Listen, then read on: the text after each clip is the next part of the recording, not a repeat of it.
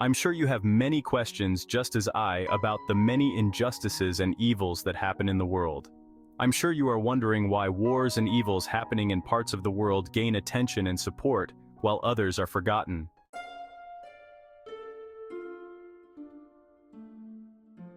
One of the most heinous crimes of history occurred in the Congo in 1961. Patrice Lumumba, the first Prime Minister of the DRC, who led and got independence for the Congo from Belgium in 1960, was caught by Belgium and CIA, USA-backed rebels of Katanga. Aiding them was the then Chief of Defense Staff, Mobutu Sese Seko. Patrice Lumumba was summarily killed by firing squad, butchered into pieces under the watch of Belgian soldiers, and dissolved in sulfuric acid. A Belgian soldier took out one of his teeth, and that's the only remains left of him.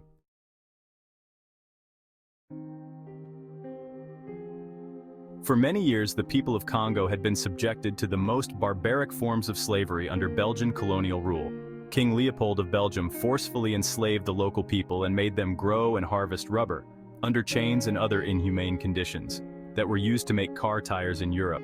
They were forced to mine iron, copper, cobalt, uranium, and other minerals for making weapons and machinery for World War I and II, including the atomic bombs dropped on Hiroshima and Nagasaki.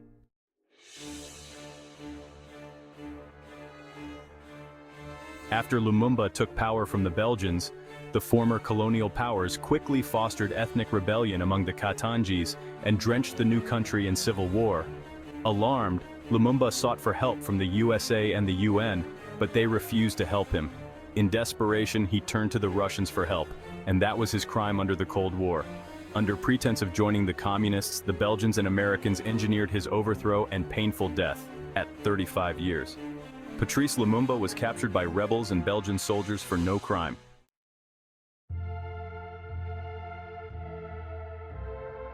The DR Congo has never known peace since then.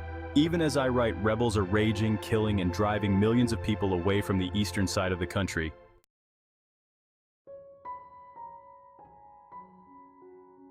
It is the preachers of civil and human rights who committed this crime, not the Arabs or Russians. It is they who fought in a civil war to free enslaved Africans in southern United States. Yes, it is they who killed Abraham Lincoln for ending slavery and defeating the Southern Confederate States in the Civil War.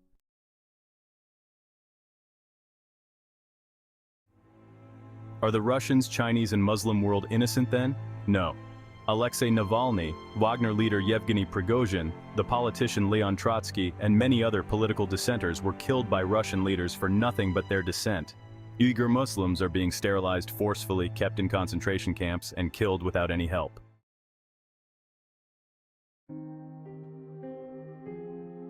Millions of African slaves were sterilized, maimed, tortured, killed, or eventually died under their brutal Arabian masters.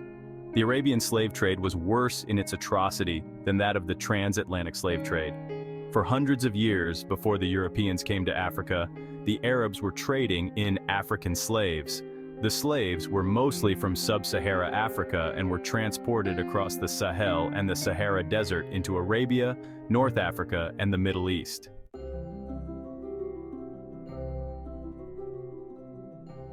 Is it not interesting that Africans and the world place more emphasis on the transatlantic slave trade and virtually forget about the trans-Saharan slave trade perpetuated by the Muslim world?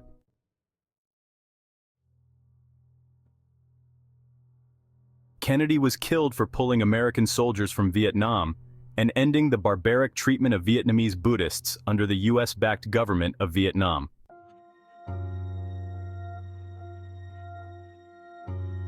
How long did it take the Western world to intervene and prevent millions of Africans from torture, death, and dehumanization under apartheid and the Rwandan Civil War?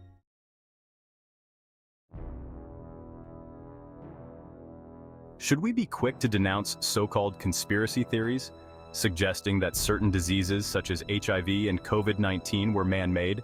Was it not recently publicized by a former agent, Alexander Jones of the erstwhile apartheid government in South Africa, that he and others were contracted to spread HIV among black South Africans? Is it not common knowledge that the COVID-19 virus escaped from the laboratory in Wuhan?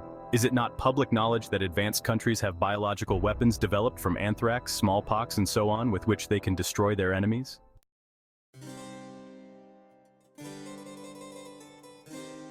Is it not history that the British and Americans actually used smallpox through infected blankets to decimate the Red Indian and Aboriginal populations of America and Australia respectively in order to defeat them?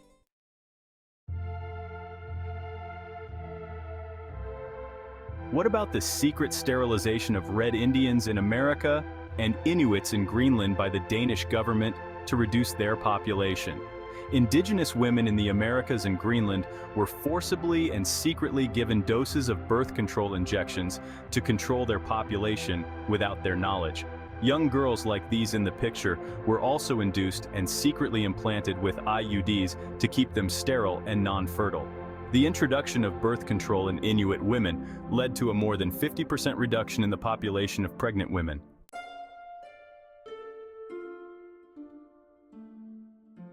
Between 1932 and 1972 in Tuskegee, 600 black men were used as guinea pigs to study syphilis's development without their knowledge.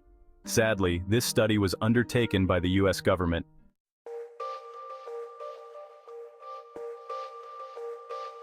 I have been particularly intrigued by the theory that HIV was obtained by hunters eating apes and monkeys infected by SIV, the monkey form of HIV, that the wounds of these hunters were infected by the spilled blood of these animals. Yet, I am yet to hear that apes and monkeys are dying from SIV in Africa, or that some hunters have gotten HIV by eating these animals because they are still being hunted and eaten anyway. Why is it not stated in medical books that eating apes can give HIV, or it was just a one-time event?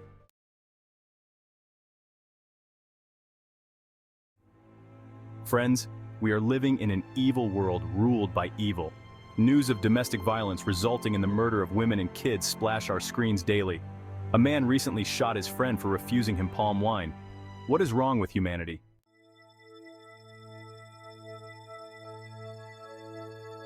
As we rest from our labors on this holy Sabbath, may God renew our hearts and fill us with His Holy Spirit, that we shall be merciful and kind, forgiving and humane. May God sanctify us and bless us, even as He sanctified and blessed the Sabbath. Shalom.